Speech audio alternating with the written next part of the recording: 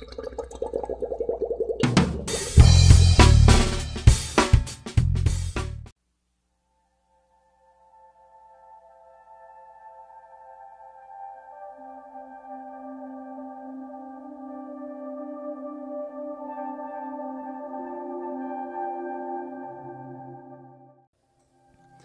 aí pessoal, tudo bem com vocês?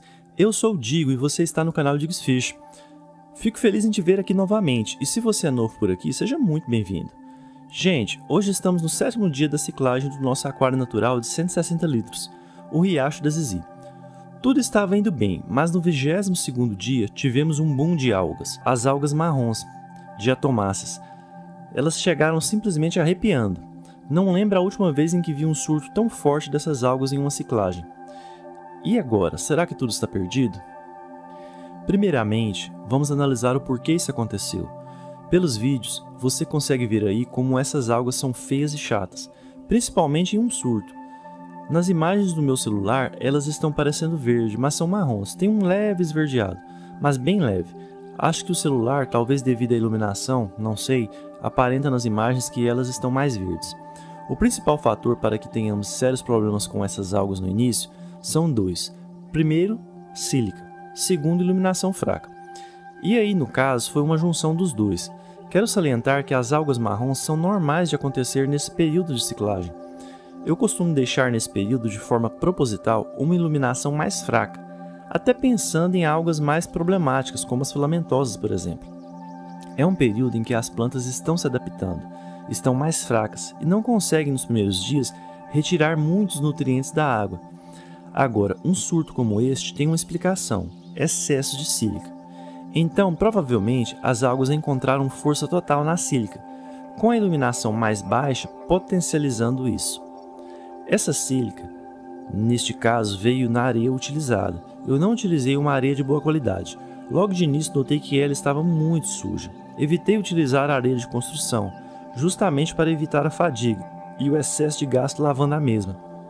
Usando cloro aí para desinfetar, depois gastar com anticloro ou condicionador de água para retirar o mesmo.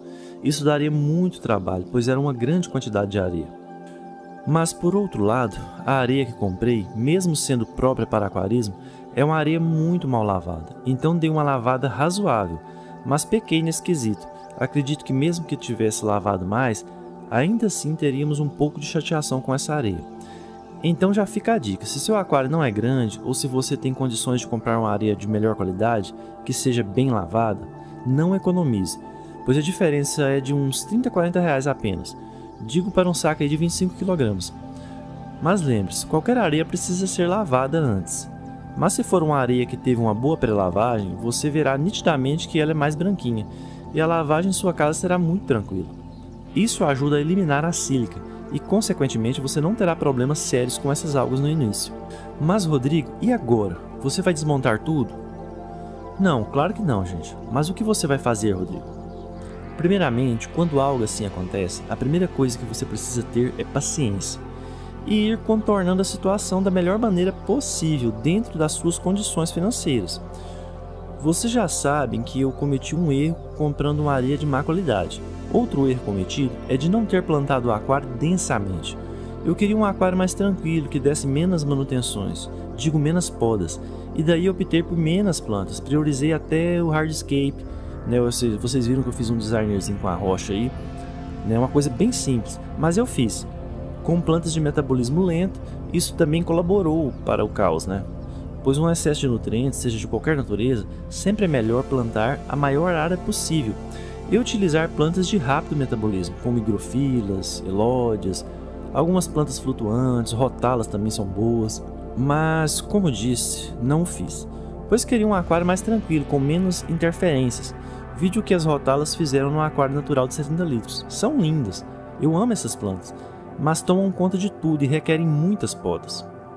Mas enfim, o que dá para fazer agora? Então, quando temos um problema como esse, o que podemos fazer é observar ou fazer interferências para ir neutralizando as ameaças. Se você opta por observar, a biologia irá entrar em ação, as coisas ocorrerão, mas de forma bem lenta. vai acontecer, só que durante esse processo você perderá com certeza algumas plantas mais sensíveis, pois esse tipo de alga cobre todas as folhas, sufocando-as, diminuindo a absorção de luz e consequentemente aí a absorção de nutrientes também. Agora, se você optar por intervir, que é o que venho fazendo, você precisará realizar algumas tarefinhas que darão algum trabalho, eu diria que até muito trabalho. Aqui tenho feito o seguinte para esse caso em específico. Realizei já 3 trocas parciais. A primeira em pequena quantidade. Quando vi que não iria resolver, aumentei a quantidade da água retirada. Já precisei realizar 2 raspagens dos vidros. Isso é apenas estético, mas também ajuda a observar a água, o aspecto dela. Também todos os dias, desde a manifestação do surto, estou raspando com uma escovinha de leve as folhas para mantê-las limpas. Digo mais limpas possíveis para que as plantas não sucumbam. Quero informar que utilizei um pouco de acelerador biológico, o Stabilit da Siquem, pois acelerando o processo de ciclagem você adianta a fase de transformação da amônia em nitrito e do nitrito em nitrato, mas só utilizei porque era algo que eu já tinha aqui, nem deu para utilizar a quantidade correta porque eu não tinha o suficiente, mas com certeza ajudou. Outra coisa que tinha em casa era um removedor de fosfato e sílica, tinha que guardar já há quase 2 anos, sem uso, então foi uma ótima ocasião para usar. Acredito que esses recursos, se você tiver condições de usá-los, são auxiliadores em casos como este.